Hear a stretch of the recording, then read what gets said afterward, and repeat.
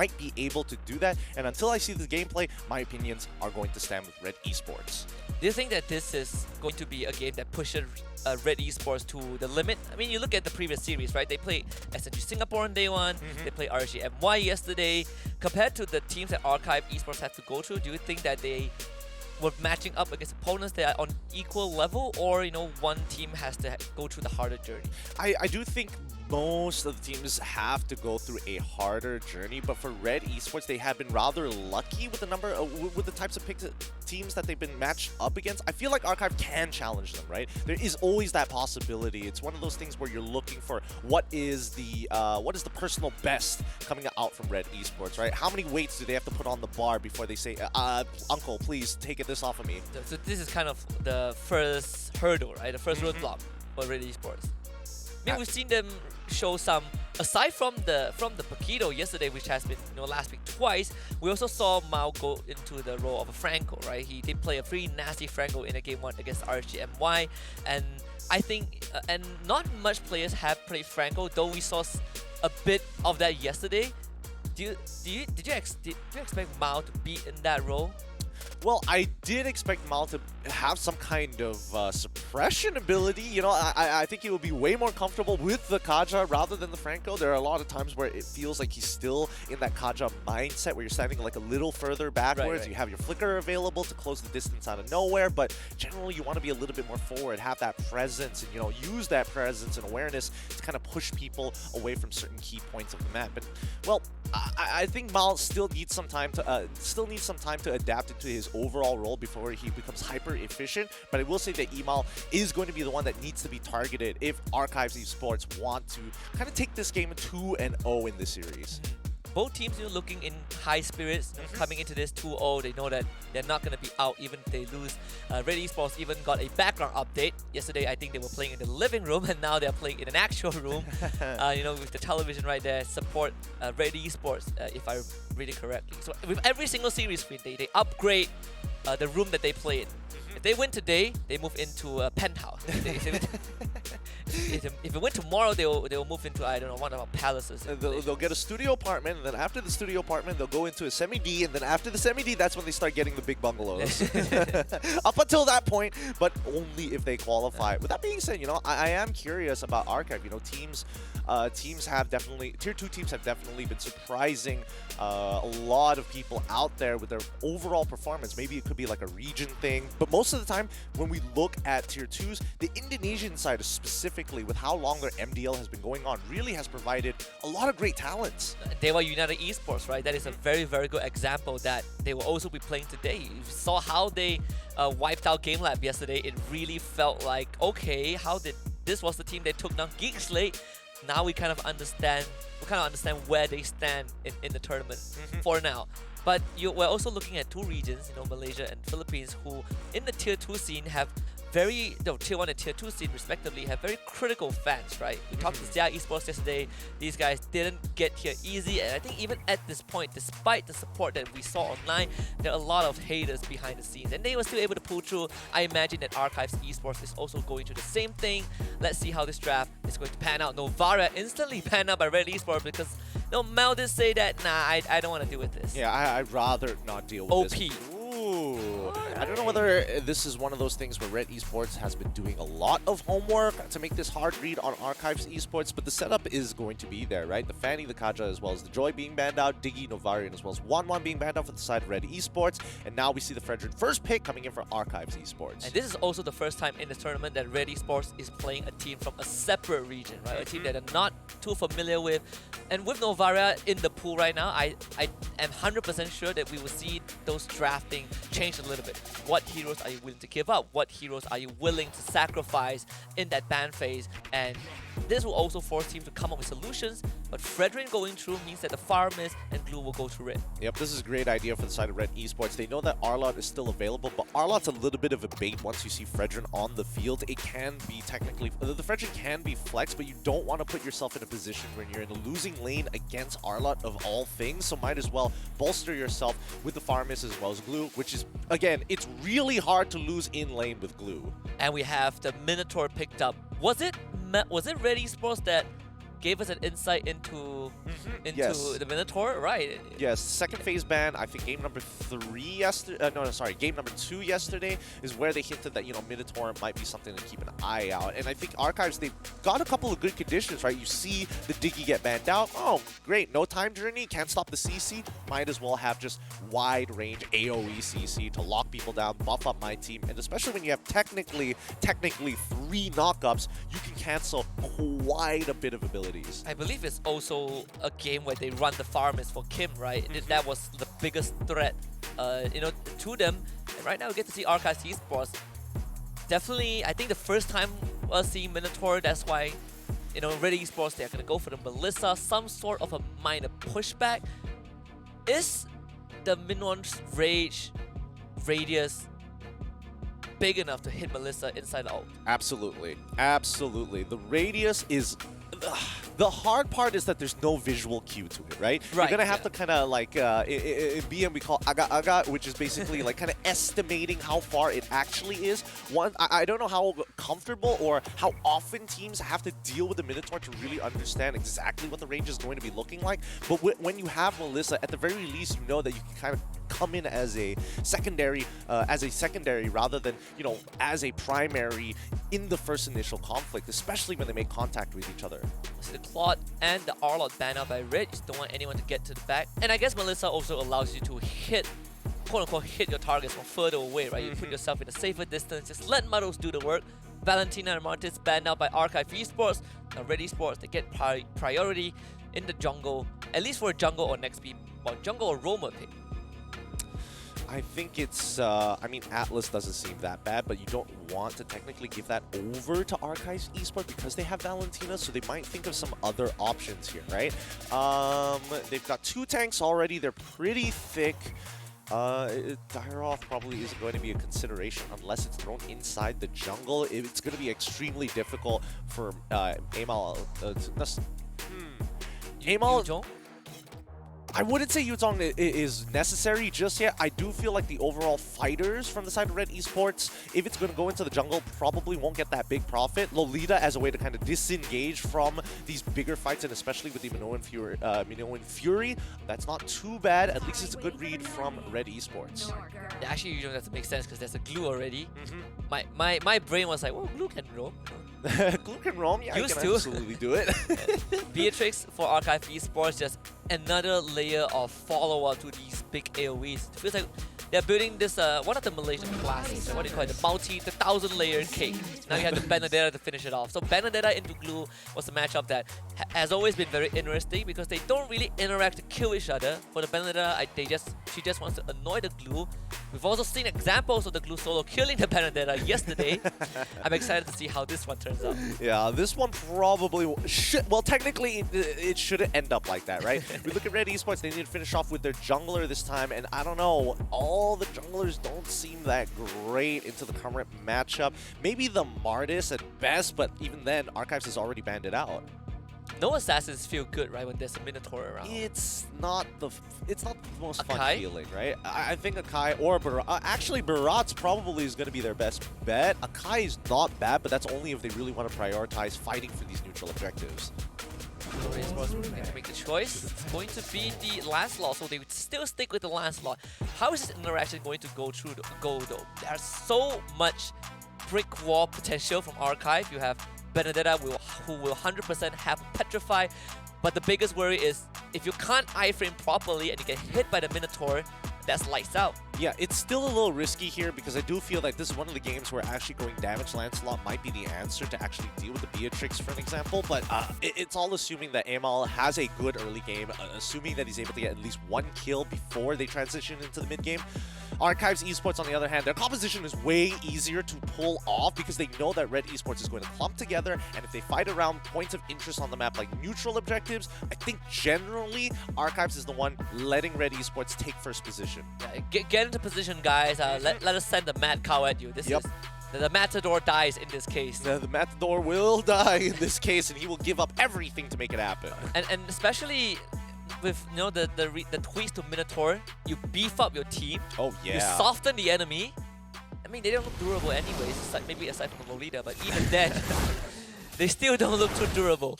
Game 1 of this best of 3, again, the winner's bracket, so loser still gets to stay, but if you are one of these teams, you want to continue that win streak, put yourself one step closer to the challenge group stage. Yeah, absolutely. Notice down by bot side, the EXP lane instantly being taken on 2v1 here with the help of Lord JM and as well as Lacey. They will be able to hit level 2 relatively quick here, and I think that, you know, saves Lord M's early game a lot. Again, reminder that you can get your tickets for the challenge finals starting at 20,000 rupiah at esl.gg/SPS tickets. Lord JM in the jungle already, Esports. Absolutely fearless, but it's just what the Benedetta wants to do. You keep proxying away.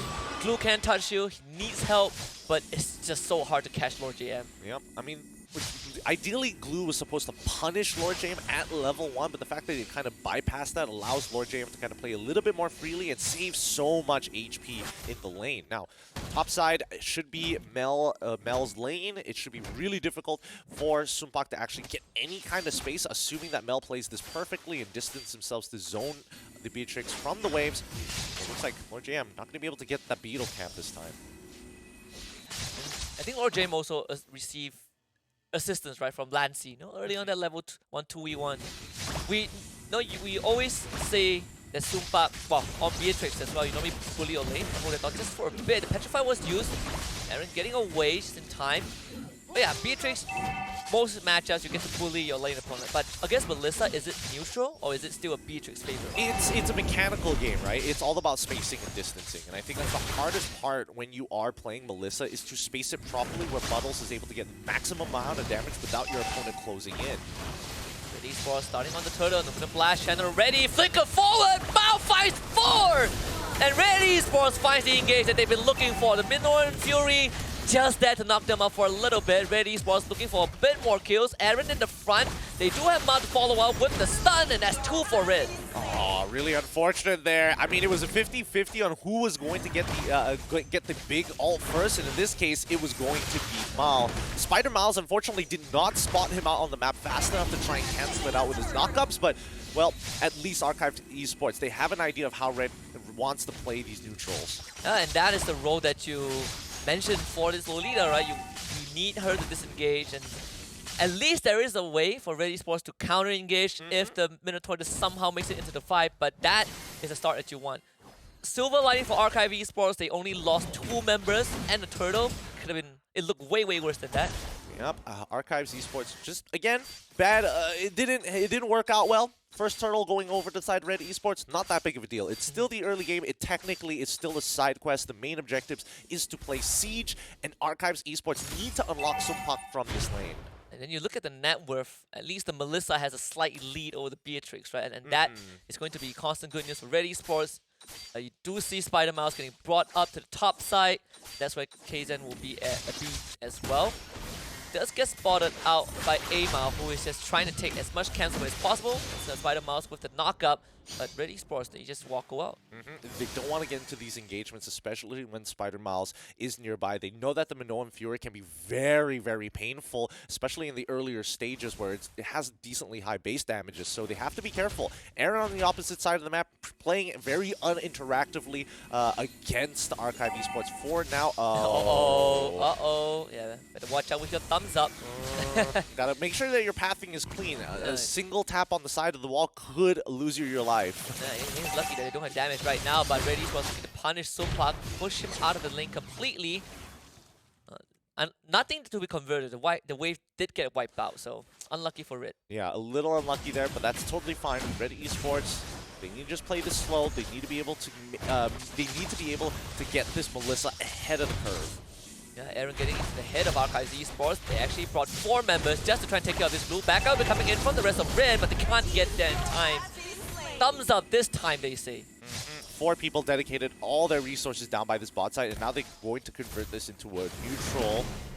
Will be spotted out, so no more cheeky Numino Blast, and now Minoan Fury is going to be dead for Spider Mouse. Archive Esports letting Red Esports taste their own Numenon Blast, and that should be 2 kills at least, and it will be Archives Esports takes control of the turtle. Difficult because Kim's temp HP feels good for the big AoE, but when you have a second one following up immediately after, you're basically stunned for a total of 4 to 5 seconds. The Valentina flexibility being really abused here. This is so much easier to set up the Numenor Blast for Archive Esports because you have an initial engage, right? You have the Minotaur to do it. For Red Esports, you need to have a flicker, you need to be in somewhere that people can't see you. But for Archive Esports, they're like, all right, let me borrow this thing. Let me borrow this real quick. And even if they're not looking for a secondary engage, they can still go for the call altar, right? Yeah. So Archives Esports, plenty of different options as long as they have the IMU from latency. We'll see where the gold is currently at. MelQT slightly ahead of Sumpa, but not enough to put him out of the lane. Yeah, Spider Mouse just making sure that he's always in around that mid lane. The Lancy can push it out safely, and Ema will have to come to clear it out. That's dash in and instantly get spotted out. And Archive Esports covering most of the bases. XP lane is gonna be neutral as always, but Lord JM does have that slight XP lead. And they'll continue to cut those waves and proxy it. Meanwhile, topside Mao getting absolutely knocked out into the air, clip on the edge, and a killing spree for Lancy. Yep, can't seem to get out of that. Even when they tried to flicker, he still gets knocked up. Nothing much you can do about that. They could set up a dive here. Kim is here to try and stop it, but 4v2. It's not going to be easy. No ult for Spider Miles, but they can still borrow something from Red Esports. In this case, it's going to be Spider Miles jumping in. The 10 HP already expire. Lancy very healthy. They will give the first one over to Sumpak as Kim tries to basically phase out of the map, but doesn't have enough time to work with. They lose the turret, they lose 2 members. And Amao, he is looking for Sumpak, but Sumpak is down behind the turret. Not sure if Amao will be safe though. Okay, then does find him. Can Amao get out of this predicament? Spider-Mouse is going to be there with the knockout. The Terrify will be around as well, and the snipe from Sumpak. And that will be 3 for Archives. 3 already secured. Archives now building a very steady lead for themselves, out-tempoing Red Esports. And now, with Red Esports unable to regroup in time, they lose bottom tier 1, top tier 1 at the same time. 3.7k, 7 minutes into the game. Archives Esports in a great position.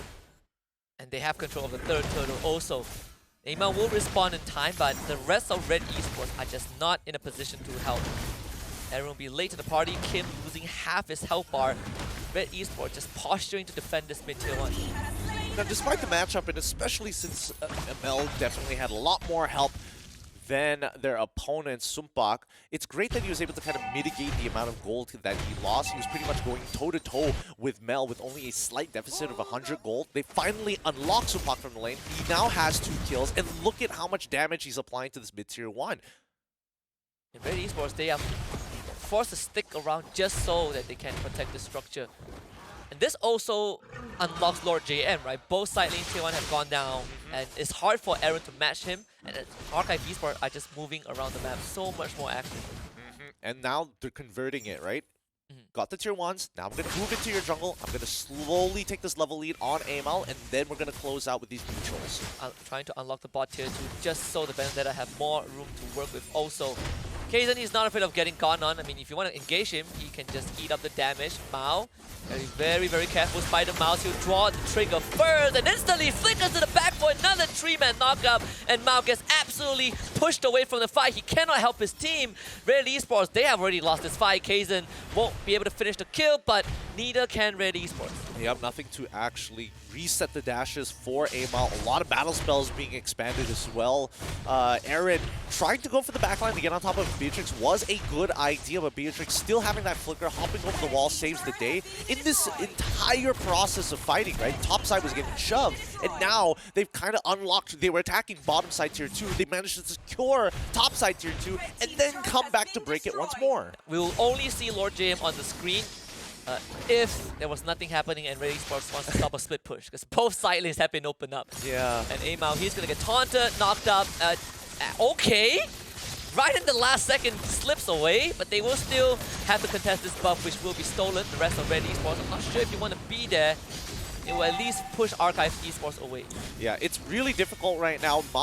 Mel doesn't exactly have enough items to really go 1v5 and to start focusing on those free hits. And I think Archive Esports, they recognize that, right? They're making sure that the tempo is clean. They're making sure that they're starving out Red Esports. And now you can tell that they are playing more defensively, stealing that Karmas ult rather than looking for the Lolita.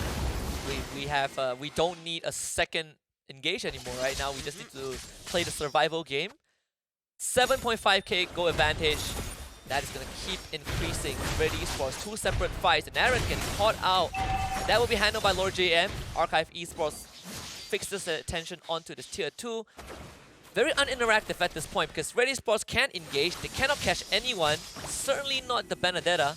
And they're still losing structures. Exactly. Archives Esports is playing this very, very well, right? Starving out Red Esports, limiting the amount of resources they can actually obtain on this map, and not giving them that opportunity to start that fight. Now, I'm hoping that Mal is able to find an angle here, but Archives Esports knows that if Mal is able to get a good Numenon blast, they might be able to fork back a couple of 50-50 kills. See, Mao is on that top side jungle, but Aaron is in massive danger. With Aaron going down, it doesn't matter where this Lolita is. He's still going to try to go for a flank, but they're going to be fighting with a man disadvantage. I'm not really sure if Mao can pull it off though. His team might need him sooner than he wants to be. Supak does check him out, and now Mao in complete danger. Not a safe spot at all. Still bursts down despite having to call Alter as it flickers out of range, and that means all 3 lanes are now open up.